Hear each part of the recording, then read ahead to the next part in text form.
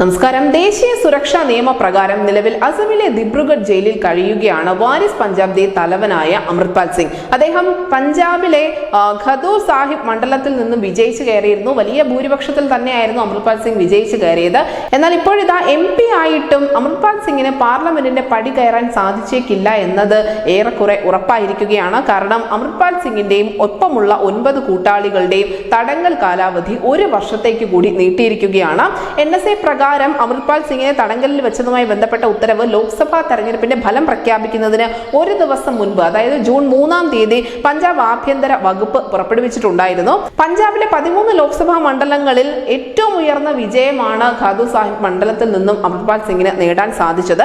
പക്ഷേ NSA പ്രകാരമുള്ള തടങ്കൽ പുനഃപരിശോധിക്കാൻ പഞ്ചാബ് സർക്കാർ രൂപീകരിച്ച ഉപദേശക സമിതിയുടെ അഭിപ്രായത്തെ തുടർന്ന് തന്നെയാണ് നിലവിൽ അമൃത്പാൽ സിംഗിന്റെയും കൂട്ടാളികളുടെയും തടങ്കൽ കാലാവധി 1 വർഷത്തേക്ക് കൂടി നീട്ടിയിരിക്കുന്നത്.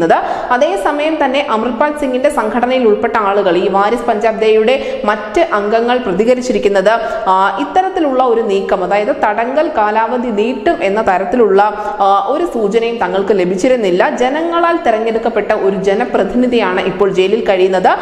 ഞങ്ങൾ നിയമപരമായ നടപടി സ്വീകരിക്കുമെന്ന് കൂടി അവർ പറയുന്നുണ്ട്. മാത്രമല്ല, ജൂൺ 24-ാം തീയതി പാർലമെന്റിൽ നടക്കുന്ന സത്യപ്രതിജ്ഞാ ചടങ്ങിൽ, MP-മാരുടെ സത്യപ്രതിജ്ഞാ ചടങ്ങിൽ പങ്കെടുക്കുന്നതിന് വേണ്ടി അമൃത്പാൽ സിംഗിനെ താൽക്കാലികമായി വിട്ടയക്കുന്നതിന് വേണ്ട എല്ലാ നിയമ നടപടികളും സ്വീകരിക്കുമെന്നുകൂടി ഈ സംഘടനയുമായി ബന്ധപ്പെട്ട ആളുകൾ പറയുന്നുണ്ട്.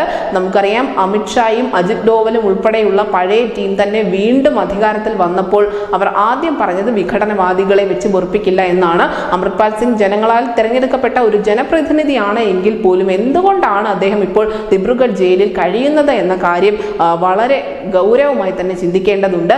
ഏതാനും മാസങ്ങൾക്ക് മുൻപ് രാജ്യത്തെ മുഴുവൻ പറ്റിച്ച്, അല്ലെങ്കിൽ രാജ്യത്തെ എല്ലാ സുരക്ഷാ സംവിധാനങ്ങളെയും വെല്ലുവിളിച്ചുകൊണ്ട് നിന്ന ഒരു വിഘടനവാദി തന്നെയാണ് അമൃത്പാൽ സിംഗ്. അദ്ദേഹം കേന്ദ്ര ആഭ്യന്തരമന്ത്രി അമിത്ഷായ്ക്കെതിരെ വധഭീഷണി പോലും ഉയർത്തുന്ന സാഹചര്യം രാജ്യത്തുണ്ടായിരുന്നു. പക്ഷേ ദൗർഭാഗ്യവശാൽ ഈ പഞ്ചാബിൽ നിന്നും അദ്ദേഹം വിജയിച്ചു കയറിയിട്ടുണ്ട്.